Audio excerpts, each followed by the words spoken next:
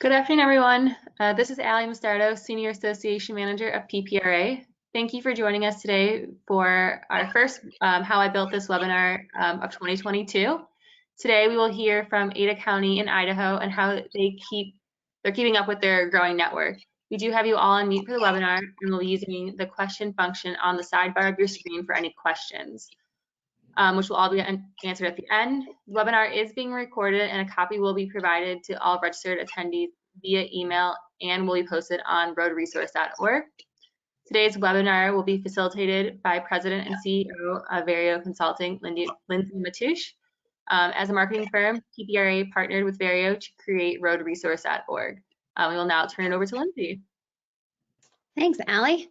Well, good afternoon, everybody. We are excited to be back in 2022 with our How I Built This Network webinar series. We started this last year because we were getting so much interest from around the country on how some of these really high-performing pavement managers had taken the same amount of money but chose to spend it differently and saw improvement on their network as a whole. And I'm really excited about the guests that we have speaking today. So Allie already introduced me. I'm the strategy and creative partner that works with PPRA to facilitate road resource, but not a pavement manager.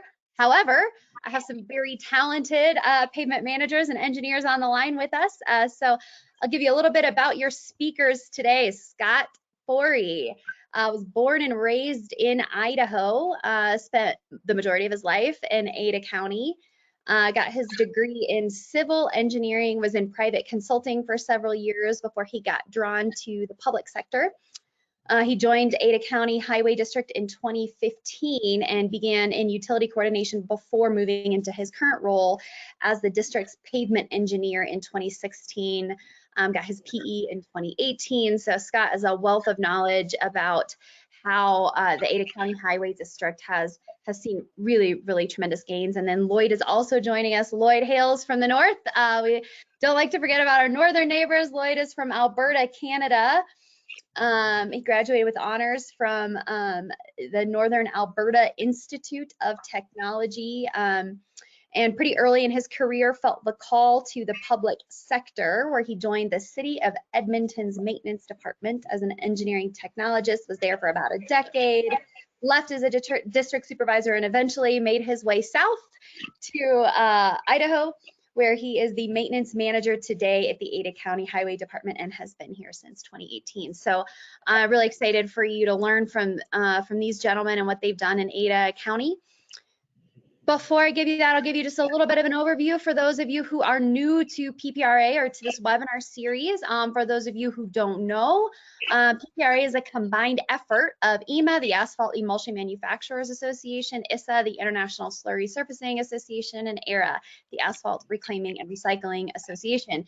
They came together because after listening to agencies all over the country, agencies were saying, hey, we'd love you to kind of help us learn in one place everything we need to know about smarter network management. So they formed the Pavement Preservation and Recycling Alliance. And our singular goal for every single thing that we do is to empower agencies to be the very best possible stewards of their road networks and taxpayer dollars. What we know is that if we do those things, everything else takes care of itself.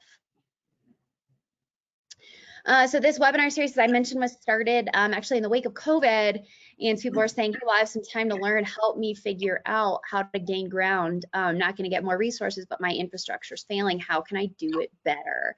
So we are always on the lookout for agencies. If you know any, please make sure to reach out and let us know, who can demonstrate over time network level gains. And we talk about how they did it. We talk about the toolbox they used. And what was really important in their success. There's always little powerful lessons that we learn from each one of them. So when we started this work at PPRA, Vario has been partnering with PPRA since 2015. And the very first thing we did was a big listening tour where we talked to agencies all over North America, city, county, state, provincial.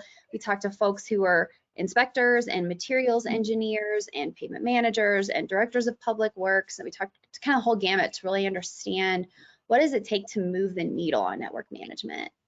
We're really interested in those, we just call them high performers, but those folks who can say over time we've gained ground. And in all this big listening tour, what we found is there were 4 things that were really common to agencies that could demonstrate this network level progress. And here they are. Number 1, they have a big treatment toolbox and they know when to use what treatment on what road. Number 2, they think with the network in mind. They're not just thinking, what am I going to do to this road or what am I going to do this year, but they're thinking about their whole network and how my treatment plan this year impacts my options next year, impacts my network the year after that.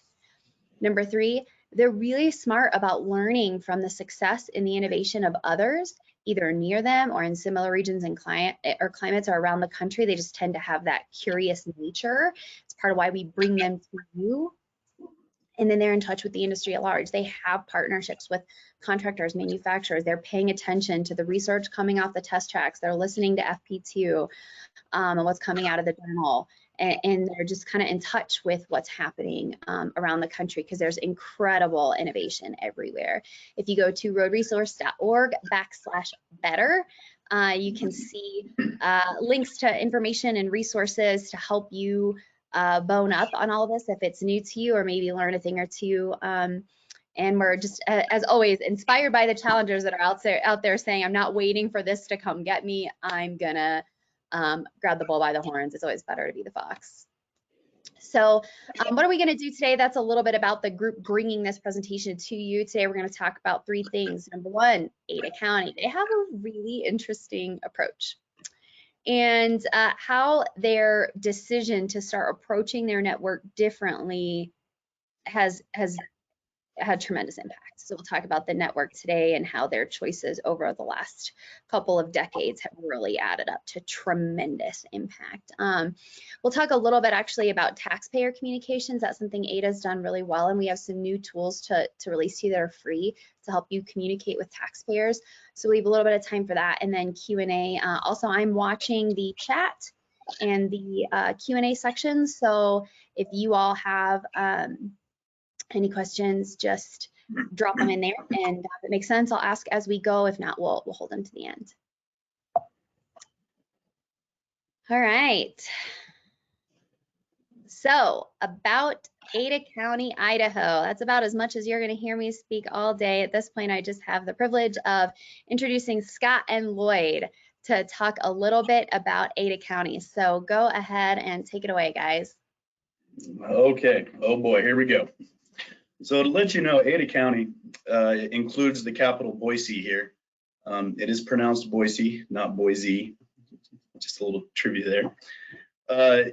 We include Boise and 5 other surrounding cities. We are actually the Ada County Highway District. We are a unique in the sense that we manage all the roads within the county and the cities, minus the ITD roads, which is the Idaho Transportation Department. So we manage everything minus the highways and the freeways. This accounts to about 5,000 lane miles, that 5,284 lane miles that we manage. That's enough to build a single lane road to New York and back. So we got quite a bit to manage here. Mm-hmm. That 15 to 20 million highway budget there is our preventative maintenance budget. For the district, our overall budget is about 140 million. As you can see by that map right there, we have our county broken up into 7 different zones currently, and these zones are what we follow for our chip seal process, which is pretty rigorous. Mm-hmm. Slide, please. And before you guys go, oh my gosh, that budget is just so much bigger than anything that I have to work with. What I'm excited about is the principles that they use. This zone rotation thing is really interesting. You're going to learn a lot about that today, but the principles that they use are the same principles that we've seen used by municipalities that might have $1 million or $2 million budget or even less to take the same amount of resources and gain ground. So these principles work big budget, small budget. All right, take us through a couple key commitments or key things to know from Ada County, guys. Key commitments. This Isn't that a later slide? Yeah, you start with pavement is your most valuable asset. That was, I thought, one of the most powerful things from your deck. Yes, that is just because due to the high number of our lane miles, you know, and just how much we manage with the season and everything. Yes, we look at that pavement is our most valuable asset and the our pretty much highest priority to take care of. Yeah. So next slide, please. So our PCI, we started a rigorous chip seal program we developed in 1995. Since then, we have increased our PCI over years. As you can see, it's improved over 20 points. I'm going to hand it over to Lloyd to kind of talk about how this started, what we did, our kind of our strategy, and how we got to where we're at now. Next slide, please, and Lloyd. Yeah, so as Scott was mentioning, we started back in 1995 our chip seal program. We started off with doing a 9-year rotation in which we had 18 zones. We have 2 distinct districts, an Adams division and a Cloverdale division, and each of those divisions had 1 zone that they would complete each year. They would chip seal all our arterial and collector roadways and residential roadways within that zone. As soon as we started this chip seal program, we saw an immediate result within 2 years, within 1 year, of 3 points, and we saw that it was being successful. So we wanted to continue and improve on it and adapt it over the years. And so this program is basically we go in, we sweep the roads, we make sure that the road's clear, and then we chip seal over top to revitalize that roadway. Next slide. So as you can tell here, this is kind of an overview of from 1994 to 2010 of how much square feet of surface area that we did for each of our treatments for surface seal and our overlays, and how that related to our PCI increasing. We showed immediate results coming 96 to 97 inches, continued to grow and grow as we put that investment into our roadways. We found that doing the preventative maintenance and spending that money in preventative maintenance was really showing the long-term effects of what we're going to have on the roads. Lloyd, what were you guys doing before 1996? Before we didn't have a chip seal program. It was kind of more of a reactive kind of maintenance. As roads were failing, we would do the major deep cut repairs, full depth reclamations. We would do kind of larger products. Could only do so many lane miles but cost a lot of money, whereas this, we're finding you're able to do a lot more road surface with less amount of money, but it has longer lasting effects. Yeah, We would do a lot of just straight. We would do a lot of plays and a lot of little BST treatments as well, which was a lot simpler and cheaper for us back in the day, but it is also something that is kind of you know, we're seeing it come back to us now that with all the development and everything, these treatments just, you know, these little thin overlays and stuff we had back in the day just aren't holding up. But what has helped us get to this point to still keep that PCI up and last as long as this chip seal program that we started. Yeah, it really is one of the neatest sort of graphical case studies I've seen, where you literally see a correlation of moving from that what we call worst first thinking, where we're just treating the worst roads in the network, right, and spending 100% of our budget on the most expensive treatments while the good roads get closer and closer to failure. And instead you guys are like, no, we got to keep our good roads good. And you see that philosophical shift immediately correlate to this kind of graphical growth of PCI. It really is impressive.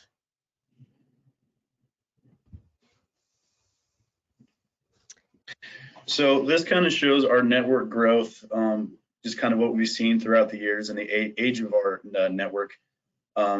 Since 2000, you can see that the Northwest and Southwest Ada County has seen the most growth. That's where it's been booming recently. At this time, the zones were becoming unbalanced, and this 9 zones couldn't keep up with this growth and maintain our PCI that we wanted to see. We couldn't seal as many roads as needed, so we needed to make a change. Mm-hmm. Please. So the green here is network growth, right? Or new roads, which always presents an interesting challenge. We're hearing a lot of agencies ask about this, right? How do you balance taking care of your existing roads when you have so many new roads growing in the network? And so I'm glad you guys can talk about that. We have just a quick question about what is BST? Oh, bituminous surface treatments. Back in the day, we would pretty much just mix oil, rock, and diesel together and go out and just lay pretty much like 1.5 inches, maybe 2 inches on. A lot of times it was just native, And and a lot of times we just rip stuff up, repave it there, put new roads out, and that's how we would treat it. Up until about the 90s, when I believe the EPA said stop mixing stuff with diesel. And so we had to start looking at different treatments, and then things just kind of got a little bit more expensive. And that's kind of when we started looking at trying to, create this chip seal program. Yeah. Okay. And we are going to cover, there's a couple questions about treatments, and we're going to dig into their treatment toolbox later. So they will cover their treatments in a little bit. All right. So network growth begins in 2010 and you guys pivot in 2012. Talk to us about that. So looking at this, we just realized we need to hit the roads a little bit quicker. With this PCI, we were looking at just with how much was out there, that 9 zones wasn't working. So in a sense, we didn't really, it was kind of just a little bit of thought process into it, a little bit of guess, but we wanted to look at a 6-year cycle to see if that would work to keep our network in good condition. So we switched to that 6 zone in 2012. At this time, we decided to add crack sealing our roads, which we never really focused too much on beforehand. So what we do is we crack seal all of our roads when we were in the zone. We chip seal all arterials, all collectors, and half of the residentials, and come back with a fog seal after. So this was going to be, we wanted all our arterials and collectors to get hit every 6 years, and all our residentials would get hit every 12 years. When we would come back to the zone, we would hit residentials that we did not chip the previous time, or new roads that were built. Why do you fog seal over the chip seal? Lloyd, you want to answer that? Sure. So we feel that the fog seal is essential to our chip seal program because it seals in the chips, so we have less chip loss, as well as provides that overall seal to the road surface to make sure that it's protected from the environment. I've heard a lot of pleasing. Yes, I've heard a lot of people talk about that too, that it gives it that nice, almost new asphalt look.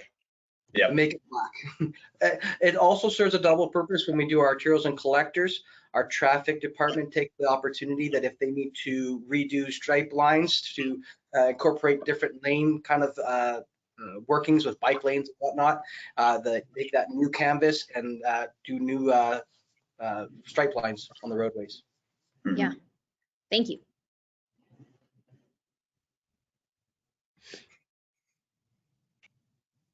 So this is just showing our chip seal, our PCI over the years. I forgot to mention when we showed the previous PCI map that I forgot to change the map. Our colors were off. As you can see, we do a lot more chip seal than we do overlay and reconstruction.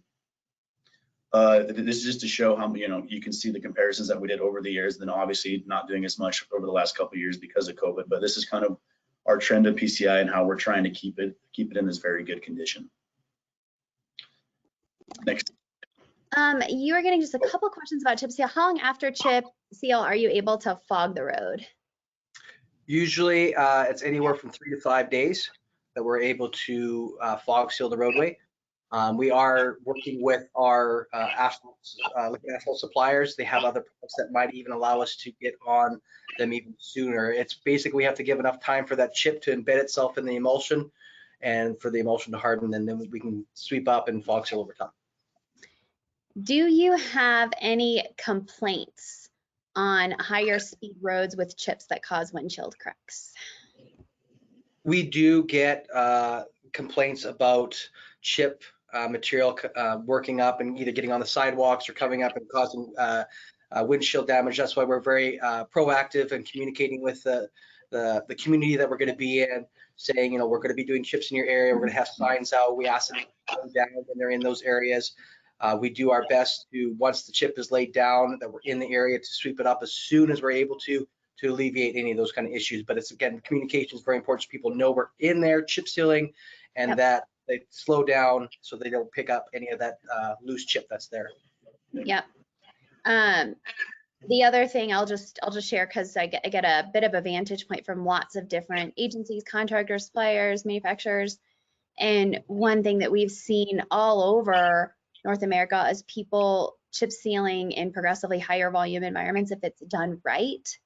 The trick is to obviously find a contractor who has experience in that and can talk to you about that. But those guys who a really high quality contractors who do it day in and day out can give you some insight into how to make sure that that is done well.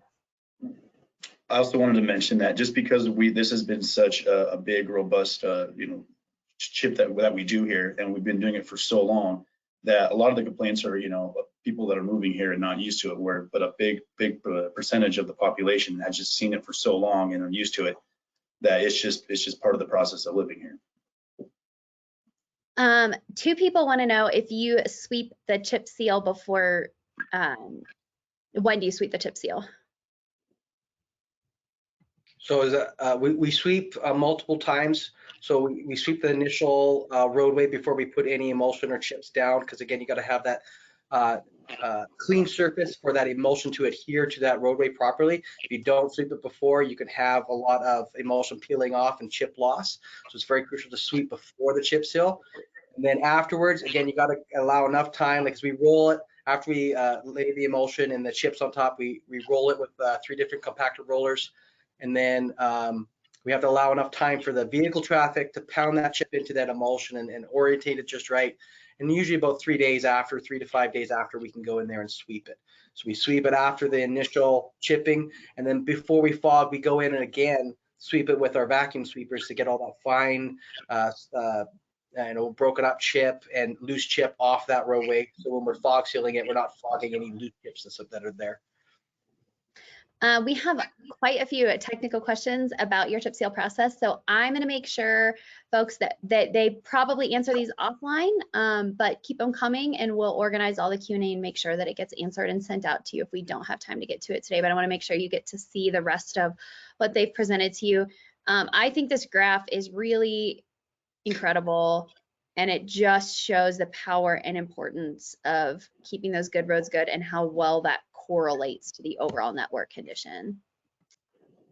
Yeah. Okay, so go ahead. I wanted to point out, I don't know if I had this question yet, but these PCI numbers actually, we use Street Savers, our database, to keep track of all our roadways, the history of it. It puts the roads on a degradation curve, and we bring a third-party consultant. They're actually called NCE from California. They come up and do visual inspections and whatnot to make sure our PCIs are representative of what's in our database. So these numbers aren't just like us going out and looking at our roads and saying our roads are the best, or I mean, not the best, but like are good. But yeah, we have a third-party consultant to make sure, to be a neutral party to look at our roads and make sure we get accurate PCI numbers of what our network actually is. Thank you. All right, so I had a chance to interview these guys before today and ask them to talk through some of the key commitments that have driven this network level change. So I'll ask you, Scott, just to talk through what some of these commitments are that have served as guiding stars for all of this. So the first one is kind of really directed by our commission. And it's not, and they don't really care about how we do it. It's just more like just keep our roads good. They want to make sure that we take care of the roads, and we know that we want to make sure we do this like I said, less expensive to maintain. We don't want to just forget about stuff and just have to rebuild everything. It's expensive, so let's just keep our roads good and do the best preventive maintenance that we can. And then internally, we've kind of developed these bullet points here of like treat early and often. We tried the 9-year, it worked at first, and then we had to switch to 6. Make sure we crack seal, resurface, do as much preventative maintenance as we can. Try to do rehabilitation if the preventative maintenance doesn't work. Before we have to spend all the money to reconstruct roads. Make sure we're not wasting our resources. Do as much as we can internally. Do the stuff. That's where the trying new treatments. Try to find something that's maybe is cheaper, more effective. Is it something that we can do internally ourselves? Is it something we have to contract out? Just trying to keep up to what's the best treatments are out there. And then to make sure we stay up on those processes. Make sure we go out and communicate with people. Make sure that we are learning. Taking webinars, other stuff, going to conferences. The big ones that we kind of focus on to make sure we always hit up is the ISSA yearly conference, and then for me, being in Idaho here, that's the Northwest Pavement Management Association annual conference. That's a long name, but it's just stuff that we regularly go to just to see, confer with other contractors and other pavement engineers and other districts and cities and other stuff, just to just stay up to speed on what's going on out there in other places. And then, recycling we can to save money, reuse resources. That's kind of, as much, chip seal, slurry seal, crack seal, kind of, just, use the best, most efficient process that we can. Trying new treatments is a biggie. When we see agencies who decide, okay, I'm going to do it, I'm going to make the commitment to try new things, spend smarter, gain ground, almost always the first thing that has to happen is adding new tools to the toolbox. And then what seems to happen, or what I've observed over the years of getting to interview you guys, is you start with one and then you're like, oh wow, that was really important, that saved us money, or that really fit a part of the curve where we didn't have a treatment before, the pavement degradation curve. And then you get hooked on it and you try another one and you try another one. But sometimes agencies are really hesitant to try new treatments because they're afraid of failure, right? They know it's going to come back on them if it fails. Or what do you guys talk a little bit about trying new treatments? Yeah, we're lucky enough, I feel we're big enough that trying new treatments sometimes isn't too big of a deal for us. I mean, we've tried things that we thought was a success and the public didn't like. We tried a friction seal on bike lanes. The bicyclists thought, we thought it sealed up and was nice. They thought it was too bumpy. We've had stuff that hasn't worked as well. It's just, we have had failures, but we try little test projects, and if it doesn't work, we move on. But then we've had successes. We didn't know what to do with our cul-de-sacs. We tried different sand seals and different stuff. We've kind of settled on a slurry seal now. So because we can't, cul-de-sacs, we cannot chip seal. Our equipment's too big to get in there. It rips up the chips. So, we needed to find something, and we just kept testing stuff out and found slurry seal, and that currently works for us. And then if another product comes our way or we see another treatment, we'll give it a try. And if it's better, we'll continue with that one then. I love that mindset. When it comes to new treatments, it's always really good to make sure you do your research, find other agencies that might be already trying to use the product areas. And, this way it gives you more confidence that you've done your research and you know that going into this, you have a good sound, it should work or whatnot. And if it fails, it's nothing on that you haven't tried or made an attempt to make sure it was going to be successful. But all I can say is don't be afraid to try new things, but go in there with a little bit of background and research. Thank you. All right, so the other big thing, if you ever have a chance to hear Ada County present without me interrupting, you get to just see their total plan. You would hear them talk a lot about what seems like a pretty basic concept, but it's remarkable how much it's underutilized, is this idea. So I'll let you guys kind of just briefly mention this.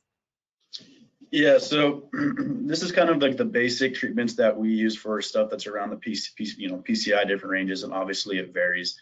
But we kind of keep track of our roads, like I say, on a degradation curve. And, we want to, why with the active chip seal is, it bumps that PCI up, it protects it. And so, we want to chip seal a road a couple times, or crack or micro seal or something, to get the longest duration out of that road until at some point, then we will have to mill and inlay it. And then, then we'll start chip sealing it again too. And I mean, it does get to a point where obviously you got to do a more invasive treatment, whether, reconstruct or something like that. But, as you go down this degradation curve, instead of just leaving a road and then having a road last for 20 years, you can have roads with this process, you can have roads up to, 70, 80 years. I mean, we still have some roads that are like that have been chip sealed way too many times, but still exist. And it's just because if you do these right treatments at the right time, you get the longest life out of a road. Absolutely. And this is for those of you guys who've been asking questions about what PCI, they do different things. These are some general grids for you. Everybody's got different, the caveat is always, this is what works for Ada County with their very unique context and situation. And obviously it's different for everybody depending on your climate, depending on the condition of your roads and all those things, but these are some of their guidelines. So I think this answers quite a few of the questions you have been asking. Yeah, and it varies for us too. I mean, you can find a road that you think would be a good mill and inlay, but it's not thick enough, or you can want to try to remove and replace, but you find you have a bunch of, a lot of times we'll find native, we have these foothills around here where they imported back in the day a lot of sand. And so you'll just find out that you don't have a base or anything. So even though you might have to go to a straight reconstruct. So, I mean, there's varying factors for us as well. Thank you. Those of you who have been asking about the toolbox, Here's the toolbox. Go ahead. So internally, I'll start with, obviously we crack seal internally. Well, I mean, that's kind of true. We crack seal residentials. We contract out our arterials and collectors just because that needs to be done at night. So we don't want to do that ourselves at night. But we chip seal, we fog seal, and we auto seal. And if you haven't heard of that, it's pretty much like a chip seal on steroids.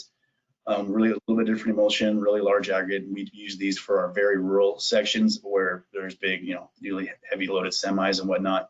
Areas where usually a bicyclist is not going to be on.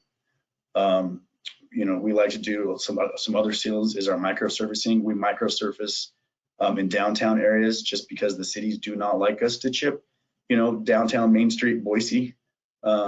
And so we focus on still making sure we get it sealed, but we found that's the best tool for that. Like I said, slurry seal is our best solution we found for cul-de-sacs. Like I said, micro seal is nice because you can get traffic on it within an hour. So we've learned that's the best for a downtown area. Micro seal quickly and cars can get back on it. Where slurry seal takes a little bit longer, so that's best to put in the cul-de-sac. It doesn't set up quite as quickly, so you can push it around. We used to do a lot more cold in place recycling and full depth reclamation. We focused more on that back in the day when we had long stretches of rural roads. Because we now have replaced them so many times, replaced them, chip seal, and kept them in good condition. When we do need to do more of a recycled treatment, we usually do shorter segments, and that's where we focus on that crabs, which is the cement recycled asphalt-based stabilization. You just mix in the cement with the reclaim and then just overlay it. And then a lot of times on more urban roads is kind of where we focus on our mill and inlays. And then obviously when a road is, too far gone, then we just have to do a full reconstruct. We have multiple different capital maintenance projects that focus on this. We have our turn and collector capital maintenance. We have a Fed aid capital maintenance. We have a residential capital maintenance project. We have our cul-de-sac project. So we have a bunch of little projects that focus on these different treatments for different roads in different areas. I don't know. Lloyd, you want to add a minute? No, I think you've handled it pretty good. I was just going to kind of reference that a graph on the side. I'm sure all of us have seen it. I call it the shark fin diagram. It just kind of shows that if you do the preventative maintenance, it's a smaller cost, but it will over time give longer life to that roadway compared if you just let the road go all the way down to like a reconstruct or mill and overlay. That's the strategy that we've used. And as Scott said, all these different methods are in our toolbox based on when we actually go out physically look at the road of what do we see really needs to be done on this roadway. Yeah. Thank you. I'm going to take you guys to a tool on Road Resource that can help you figure some of this out for yourselves. The number one question that we get when agencies are like, where do I start, is this question: what treatment do I use on my road? So there's a tool on Road Resource to help you figure that out. So this is roadresource.org. For those of you less familiar with it, it's a totally free tool. And I'll take you to the section that lets you really most explore that. But before I do, I want to, if you go on Pavement Preservation section of the site, and you click on Why Pavement Preservation, this will unpack for you just a little bit more of what Lloyd and Scott were just talking about in terms of the pavement curve and making sure you have treatments to serve roads at different points along that curve. Shows you just how much there's this point of accelerated deterioration. And of course, by keeping a good road good, you're treating that road and keeping it above that point of accelerated deterioration. This is a really great tool. If maybe these concepts are quite familiar to you, but this can be helpful for trying to justify a proactive approach to broader departments, to decision makers, to electeds, even to taxpayers, when we start talking about just the efficiency of spending higher up the curve. Of course, what we know is that in most cases, to be able to spend up the curve, you have roads that are past the point of deterioration. So typically the best way that we're seeing people unlock savings to invest up the curve is through recycling what's in place through more efficient treatments, or choosing an FDR over a total remove and replace. That's how people are finding a lot more money in the budget. But once, so that's this concept. That's a neat tool for you to play around with under pavement preservation. But let's go to the treatment toolbox and which treatment is right for my road. It's right here. Pavement Toolbox, which treatment? There's two tools for you to use here. The first allows you to explore by pavement criteria. So you can see here, you say, okay, well, how distressed is my pavement? If you don't know the answer, then these little question marks will give you a place to find kind of a good guess. But let's say that this road that I'm thinking about is at a B. And what you'll notice is that here's a list of 18 possible treatments along the curve. And the ones that probably aren't a good fit start to gray out as I narrow the parameters. What's the primary distress? Let's say that it's moderate rutting, 1/2 to 3/4 inch. Well, it just grayed out everything but microsurfacing and micromilling or cold planing, right? Let's call it an urban arterial, and then surface type, some different surface types for you to pick from. There's obviously, this isn't designed to be a total decision tree or something that takes into account every possible factor. So there's a list of other things to consider here. Then as I highlight each one of these treatments, it shows me what part of the pavement or what depth of distress this treatment may address. So kind of a neat tool if you're just trying to get familiar with some of these different treatments and what the difference is. If I click on microsurfacing, down below, it's going to give me just a brief description of that treatment. It's going to help me understand the cost savings over traditional methods, the environmental savings, the time savings, the life extension, and if there's a recycling benefit, it'll also give you some pictures. So this is a really neat tool to start with if you're just trying to figure out what treatment is right. There's a companion tool. This was actually designed or imagined by agencies when we were beta testing the site. Who said, I just want to see kind of a road that looks like my road or a distress that looks like my distress and some recommendations about what treatments might be a good fit. So here you have 2 ways of searching and using this tool. You just scroll down. These pictures are in order of least distressed to most distressed. And some of them highlight very obvious, very particular distresses. Some of them are just broader. You can also filter the pictures by primary distress. If you want to see, again, we'll use that example of moderate rutting. It's going to show me some examples of moderate rutting. It tells me, yeah, this road is probably a B. And if I click on it, it shows me, this is what I'm looking at for distress, and here's some possible solution. If there's any secondary distresses in the picture, it'll show you that too. And then if you want to learn more from either of those tools, you just click on that treatment and it takes you to our treatment resource center. You can also navigate to that under the treatment toolbox by going to the treatment resource center here, and you'll see 18 different treatments that all have 23 pages that are organized consistently to help you with really essentially a technical menu, everything from expectations. You guys were asking earlier, what PCI range can you use a chip seal on? This will show you what sort of life extension you could expect out of optimum, average, or stopgap performance.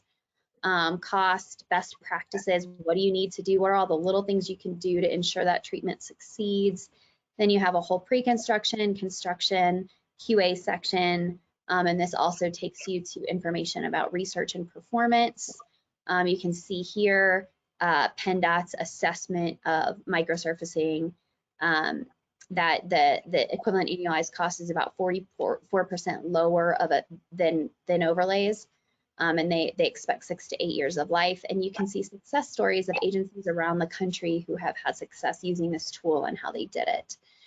So that gives you some good additional tools in the toolbox as you explore this for yourself.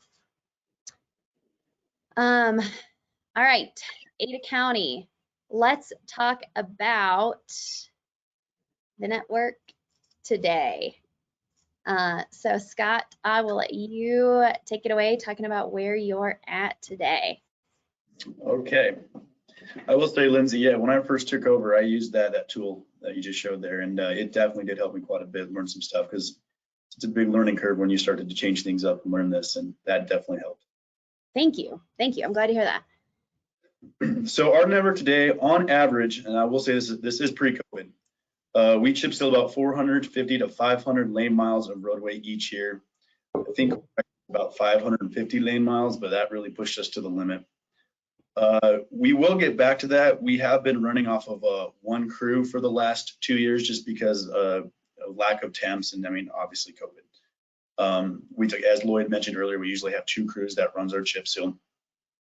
So due to the growth, due to kind of slowing down and everything, with some budgets and everything, we have changed currently our, we spent to a 7-year rotation. Just because we were looking, I mean, on that Northwest, we were having some zones that were just, it was just way too much that we couldn't handle. So we ended rebalance. We're going to try a 7-year rotation now. We still have the same strategy of crack sealing every roadway in that zone, but then sticking with all the arterials, collectors, and half of the residentials. And then Lloyd says, restripe as necessary. And something I did want to point out, I was thinking, we kind of mentioned this earlier when Lloyd was talking about the process of our chip seal.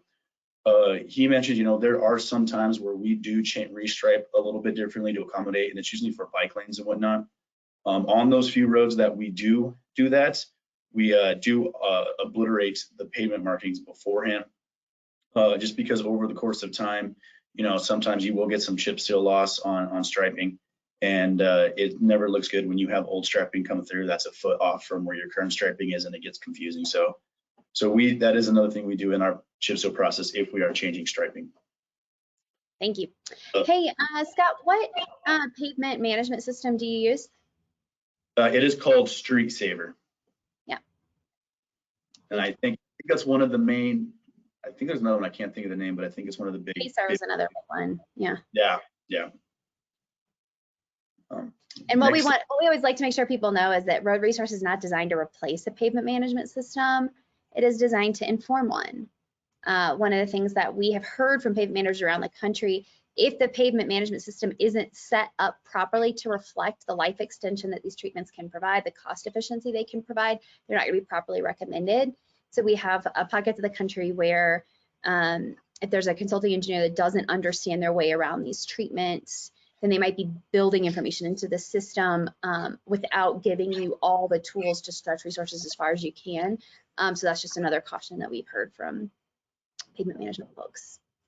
Yeah, we would be lost without that program just because our network is so large. It helps us keep track of roads that we think, when I have to build my segment list for capital maintenance, say I'm looking at roads in Kuna, Idaho, I can pick residentials, less than PCI of 75 in this zone, in this city, and, go out and kind of, look at, and then I'll still do visual inspections, but it kind of helps us keep track of where our roads are at, what needs work. We can run, scenarios of budget scenarios for certain areas to know what we need to focus on. And like I said, without that database and that payment management system, we would be lost.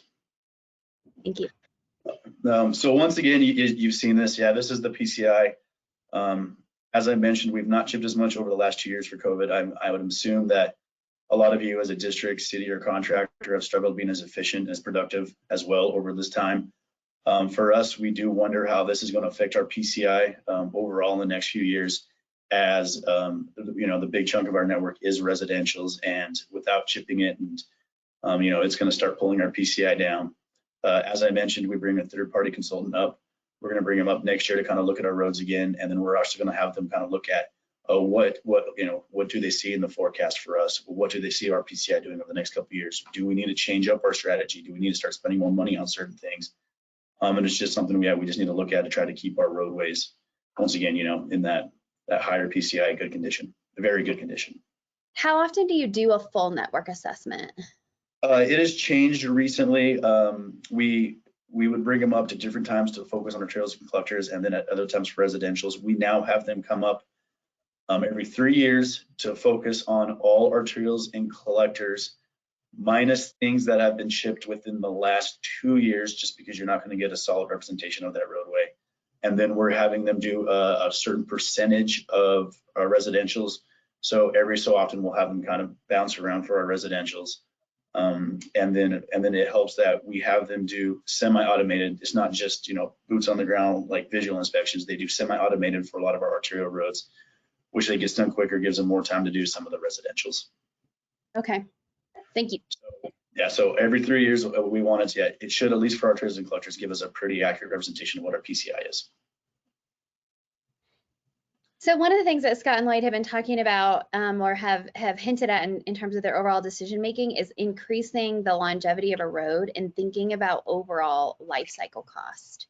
So I want to take you guys to a section of road resource that allows you to explore life cycle cost. So if you get, again, on roadresource.org and you click on network optimization or highlight it, see life cycle cost over here. There's 6 or 7 different calculators on the site. They all have an about section where you can learn more about the concept, and then they have a calculator where you can actually use the tool. So I'll take you here first. And these are scenarios that were built by a pavement management consultant of what they actually see out there. So this is a sample of, okay, if we were to take a network, let's say we took a network with 100 center line miles, and we said, what would it look like if we milled and filled that entire network, every road in that network, every 12 to 15 years, we milled and filled it off, right? That's this gray bar. And then what would it look like if we totally optimized that pavement management strategy? From the day the road went down, we kept it in great condition. What would it look like to do a series of treatments to keep that road A, above the taxpayer complaint line, and B, in just better condition? What's the efficiency of expense? So if you compare what we call a conventional approach, which is typically just a mill and fill with a hot mix overlay, to an optimized strategy that uses a really strong mix of fixes, what you see here is just a huge $126 million in savings over 50 years.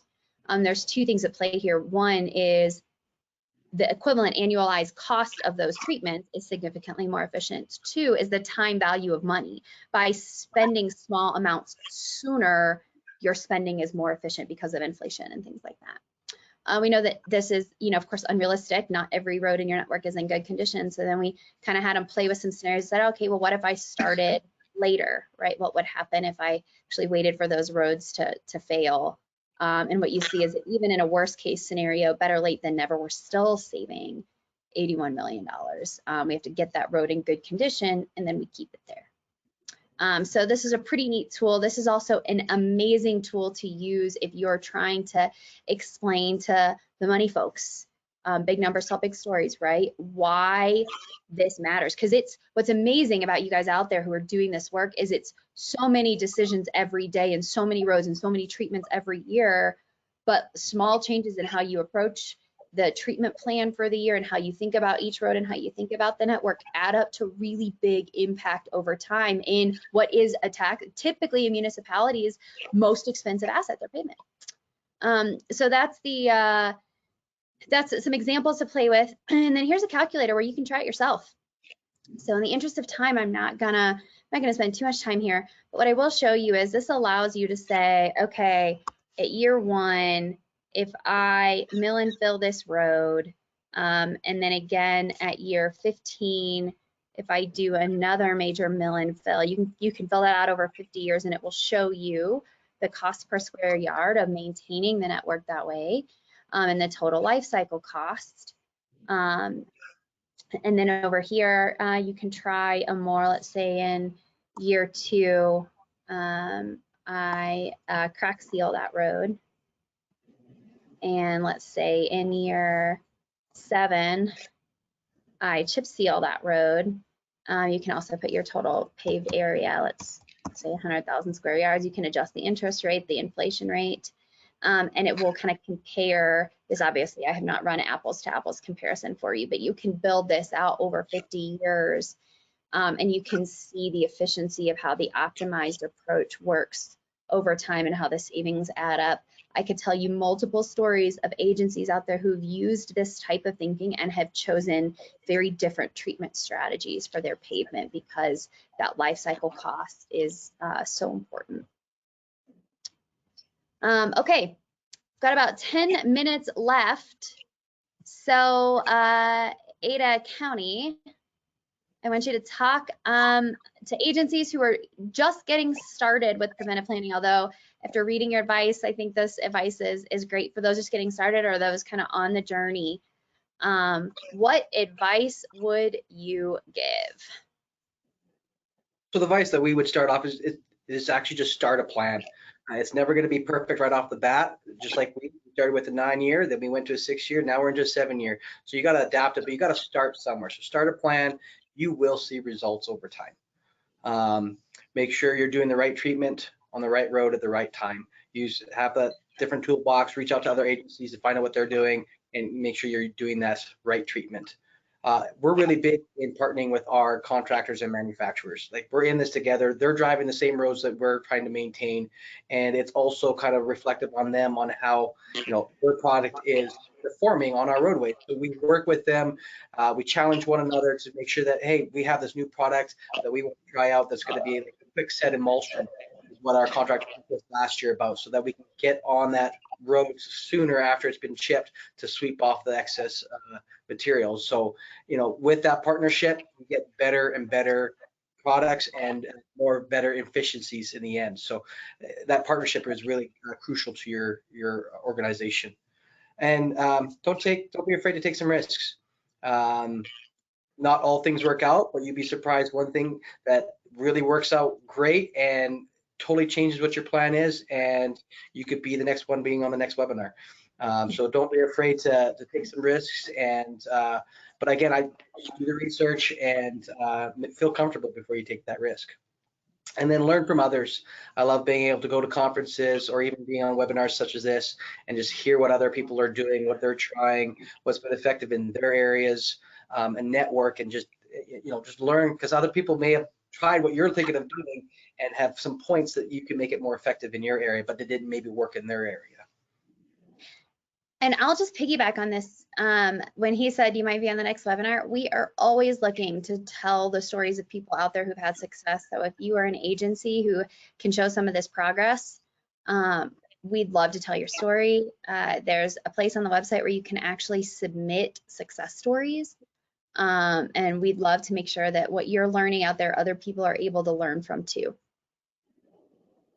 So the other thing that you guys have done, have had some success with, that I hear a lot of agencies struggle with, when I ask a question to agencies, what's the hardest thing about implementing a more proactive strategy or changing the thinking or thinking with the network mindset?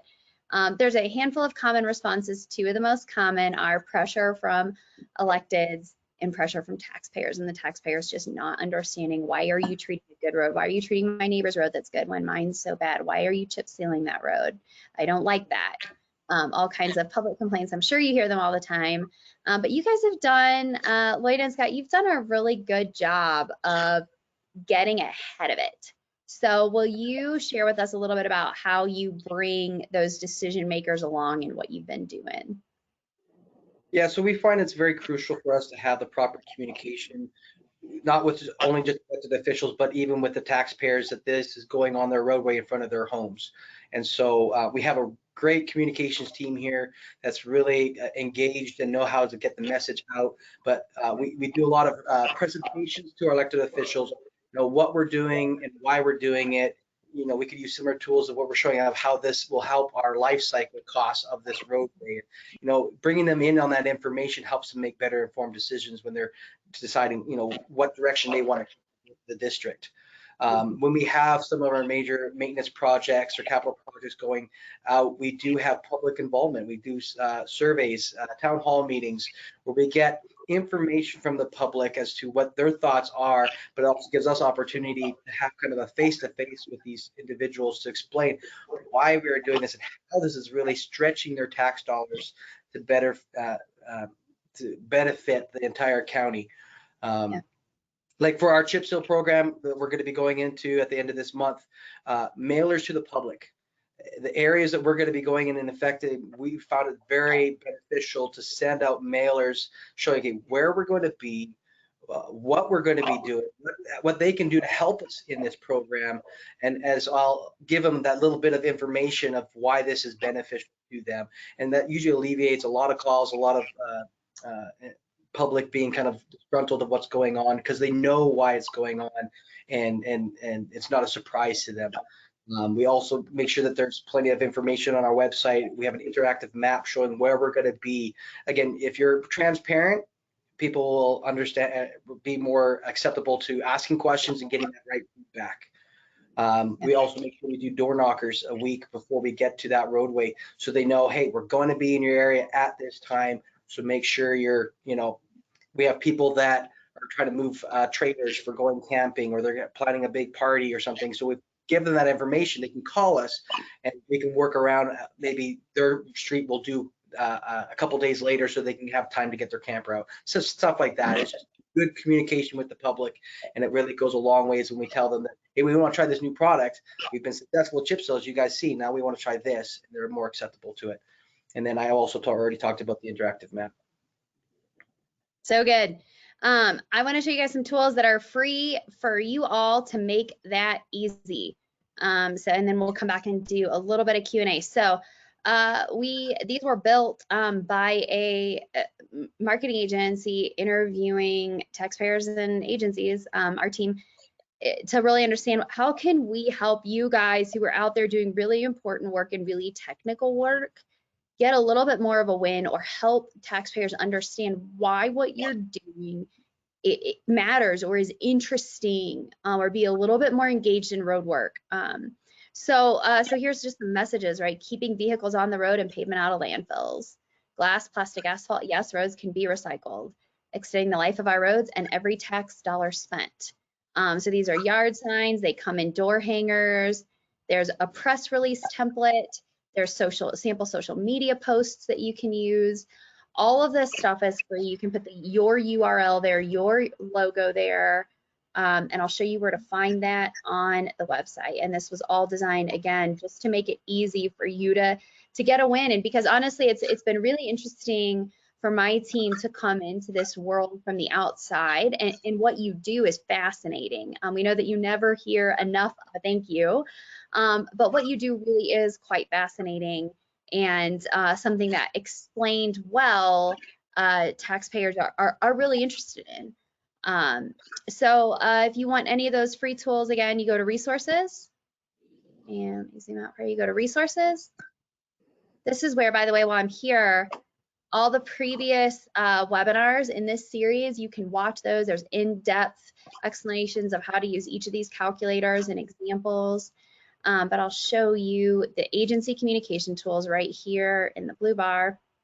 This is a great little 2-minute video that explains why network thinking matters. All of this is free. You don't need any credit for it. You just use it on your social media channels, use it in your HOA meetings, use it in your emails, on your websites. Feel free to take and share. Here's a presentation template for city councils. Again, as I said, press release, yard signs and door hangers, social media, and then here's some PDFs that explain asphalt recycling, preservation, network thinking. So I want to make sure you knew about that toolkit. And then while I'm here, there's just one more thing I want to preview, and that is the login section. So we've showed you a number of costs throughout the website.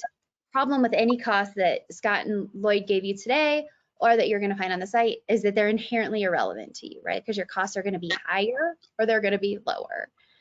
These were done by kind of a national sampling. If you ever want to know about where we got our data, I'll show you where to find that in a minute. But if you create a login, it's free to do this. It will give you a list of all of the treatments on the site that are in these calculators, and you can save the actual cost of those treatments in your area, the life extension that you're finding in your area, and if it's a recycling treatment and there's any structural value or structural coefficient, you can assign that as well. And as long as you're logged in, it will automatically repopulate every tool on the site. If you go to About Us, Data Methodology, that's where you can find how we found all of this. So with that, quickly share this QR code. This is where you can get on to stay connected via social with Road Resource. We're not just driving, creating these tools on the website. We're also constantly pumping little information and case studies and resources out. So make sure you sign up and follow our social channels and stay connected. And really one of our goals is to set the table for you guys to learn from each other. We're just listeners that are kind of gathering stories from around the country and then building tools and resources that you ask for to make it really easy and accessible. So With that, we have just a few minutes left. I know it's right at 12:30 Central, so if you need to drop, you can. But if Lloyd and Scott, if you'll stay on just a little bit longer, I'm gonna pick a handful of questions. So anything burning, drop that in the Q&A. We'll ask them just a few more questions, and then whatever we don't get to, we'll put in a document and we'll send out later. So one of the questions that somebody was asking is this zone rotation concept that you guys came up with. How do you decide which zones?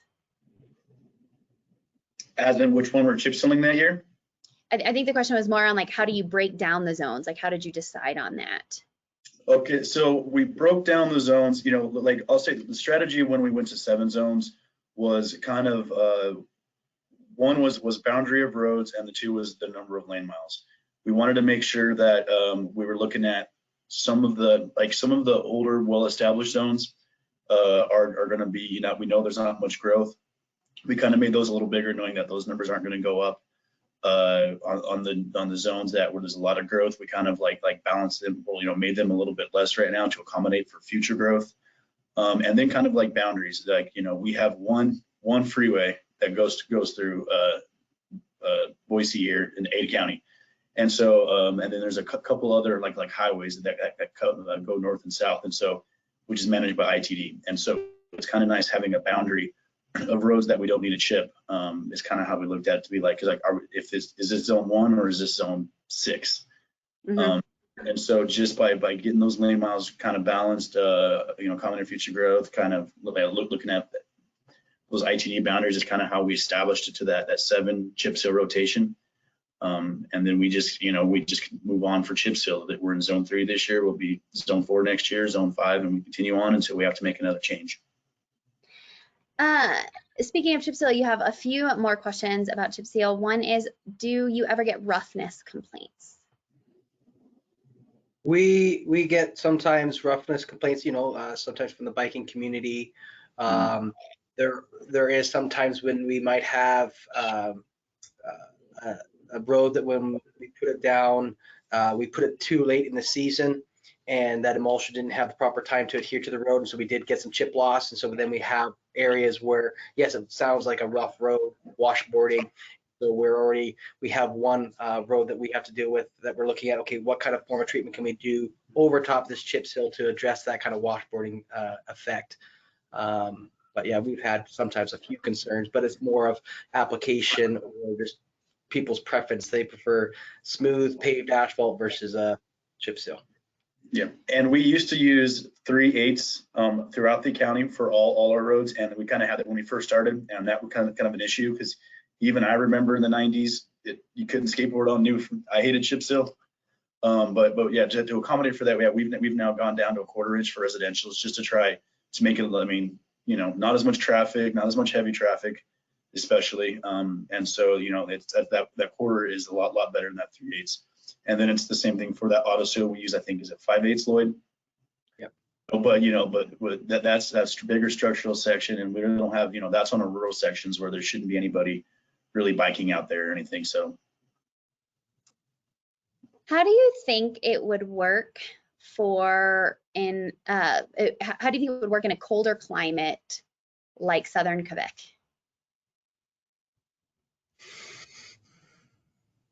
It's very crucial that you have the pavement temperatures when you're putting this chip seal down. So for us, we generally, as long as it's 60 degrees and climbing, we can put the emulsion down and chip seal. If you have temperatures that just don't seem to continue on that range, that's where, again, you work with your suppliers in the area. Perhaps they have an emulsion that works better in a colder climate. That's where you got to work with your contractors and manufacturers in the area to see how that can adapt. Sorry, and I have definitely heard tell of successful chip seal jobs up north. So I do think you're right about working with those manufacturers and those contractors who know exactly what's happening in your area. And actually, on the Treatment Resource Center that I showed you on the website, there's a place where you can search for a member, and it will search the database of EMA and ERA and ISA members who are contractors and manufacturers, and you can see who's servicing your area. And it's just a good way to say, okay, if these guys are at least invested in the industry, that probably tells us that there's some level of interest and engagement and really making sure that this work is done right. I know high quality contractors insist on high quality work. Last question I'll ask you, and then we'll put the rest, we'll send the rest out later. There's a couple questions about Cape Seal. Are you guys using Cape Seal? We do not really use the Cape Seal. Just because, I mean, you think we would with the fact that we have so much chip and stuff, other stuff out here. We do not, because we chip all the roads, and then the roads that are downtown stuff we don't chip. We just micro it that way, but we don't really combine a chip and micro or a chip and slurry. Okay. And I don't know, like, I mean, we just never really have, and just never really seen the need. The closest thing, as Lloyd maybe mentioned, is we do tend to, we use micro to fill up intersections that are rutted, and then we'll chip over that. But for an actual Cape Seal, yeah, we do not utilize that. Cape Seal has a whole section on that Treatment Resource Center, those of you who asked about it. And I know quite a few agencies who use it as quite a workhorse for their network, because it gets kind of the benefit of both of those treatments. So that's one that I'm hearing a lot growing in popularity and with interest out there. And just one more quick question from our northern neighbor who was asking about the chip seal. They're worried about snowplow. Do you have issues with snowplow and those chips? If it's been applied properly, no. Our snowplows can go over the top, and we don't have very much chip loss at all. The one road that we was mentioning earlier is because we got in late in the season, it didn't have that adhesion to the road. It was our snowplows that did peel it up, the majority of it. So it's very crucial that you have that right surface for that emulsion to bond to. Otherwise, yeah, your plows could potentially pull it up. But if it's done right, no. A lot of our chip sealed roads are good all winter long. Yeah, the only issue we have is when somebody does it themselves with their own blade or something, and it's too low, and you'll see where they ripped it up. But internally, yeah, we got it figured out. So if you have it set properly, you're not going to have that issue. Scott, Lloyd, thank you. I really appreciate you. I know you're very busy out there, and I think we got more questions in this webinar than I can remember getting ever. We only got to about a third of them. So thanks you guys for being so engaged. Listeners, we'll have another, keep your eye on your email. We'll be doing another one of these webinars in a couple months. And Scott, Lloyd, thank you again for being willing to share from the inside out how that worked. This was really phenomenal. Of course, thank you. Have a great day, everyone. Bye.